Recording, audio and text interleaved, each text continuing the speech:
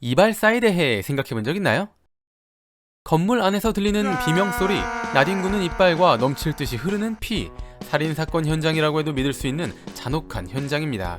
그리고 한쪽에선 머리를 자르는, 정확히 말하면 머리카락을 자르는 이곳은 바로 이발소입니다. 의사라고 하면 내과 의사, 외과 의사, 치과 의사 등등 여러 종류가 있지만 중세 시대에는 주로 내과 의사만을 의사라고 불렀습니다. 이 의사들은 외과 수술을 진행하지 않았는데 수술에 실패할 경우 사회적 평판이 떨어질 것에 대한 두려움과 피를 보는 직업은 천박하다는 인식이 있었기 때문입니다. 하지만 사람은 누구나 다칠 수 있고 외과 수술이 필요한 순간이 옵니다. 그래서 머리카락을 자르고 수염을 다듬느라 칼을 잘 다루게 된 이발사들이 외과 수술을 담당하곤 했습니다.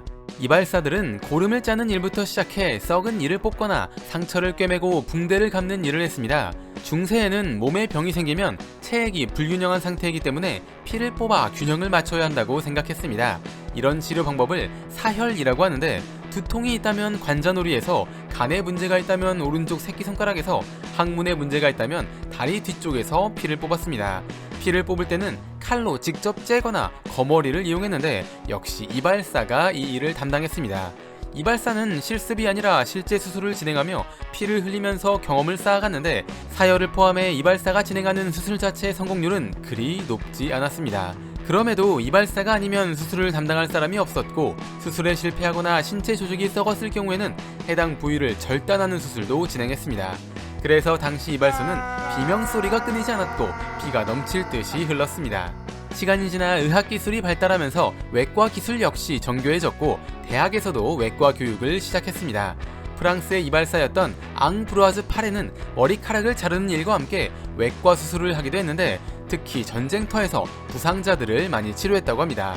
그는 이 경험으로 병원에서 외과 수업을 진행했고 수술 방법이 담긴 책을 쓰기도 했습니다. 앙브루아즈 파레는 이런 업적 때문에 외과의 아버지라고 불릴 만큼 높게 평가받고 있습니다. 이후에는 의사라고 불리는 외과 전문의가 직접 외과 수술을 진행하게 되었고 이발사는 더 이상 외과 수술을 하지 않는 것으로 바뀌었습니다. 이렇게 과거에는 이발사가 외과 수술을 진행했기 때문에 이발소에서 수술을 한다는 표시가 필요했습니다.